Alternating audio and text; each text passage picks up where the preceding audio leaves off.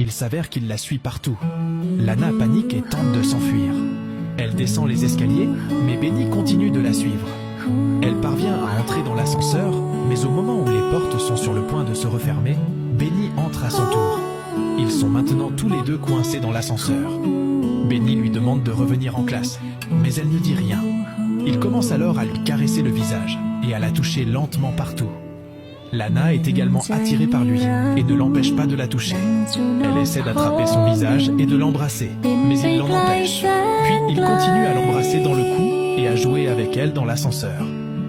Lorsque Lana rentre chez elle ce jour-là, elle raconte à son mari le cauchemar qu'elle a fait. Elle raconte que pendant que son mari et sa fille étaient sur la plage, elle s'est vue entraînée dans l'océan. Le courant était si fort qu'il n'a même pas pu la sortir de l'eau. Lana devient très émotive en lui racontant ce cauchemar entre guillemets. Le lendemain matin, Lana part faire son jogging, mais s'arrête un moment au bord de la rivière. Elle jette un caillou dans la mer et commence à planifier quelque chose. Plus tard, elle arrive à l'école, mais au lieu d'aller en classe, elle se faufile dans le bureau de la direction. Elle y vole l'examen final à venir et le glisse dans le manteau de Benny. Elle sait que quelqu'un l'attrapera, et c'est exactement ce qui se passe. Alors que Lana se trouve dans la salle des professeurs avec d'autres enseignants, elle voit Benny arrêté par la sécurité à l'extérieur. Il est immédiatement renvoyé de l'école pour avoir volé les copies d'examen. Et Lana est très heureuse de savoir qu'il ne sera plus un problème dans sa vie. Plus tard, Lana et son mari profitent d'un moment romantique au bord du lac, quand soudain son mari disparaît et elle commence à paniquer.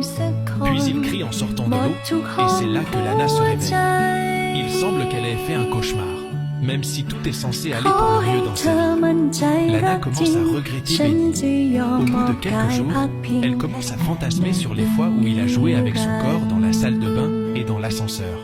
Son joli visage en classe lui manque également.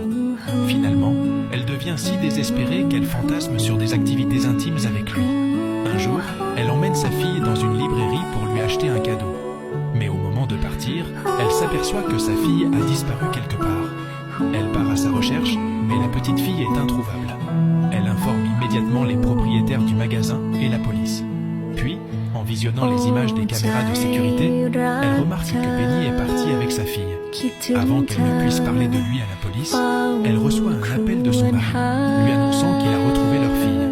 Elle s'excuse auprès des flics et retourne auprès de sa famille. Plus tard, Lana se réveille au milieu de la nuit parce qu'on a frappé fort et à plusieurs reprises à la porte d'entrée. Son mari étant endormi, elle va doucement ouvrir la porte. Elle a peur de voir Benny de l'autre côté, mais à son grand soulagement, ce n'est qu'un orage. Lana ne cesse d'avoir des fantasmes intimes sur Benny, et elle est incapable de se concentrer sur autre chose, même lorsqu'elle travaille dans la cuisine. Elle est trop absorbée par ses pensées sur Benny. Après tout cela, Lana se rend directement chez Benny et l'attend patiemment à l'extérieur. Au bout d'un certain temps, il sort sur son scooter et s'en va. Voyant cela, elle commence à le suivre sur la route. Lorsqu'ils arrivent enfin dans une zone isolée, sans aucune autre voiture,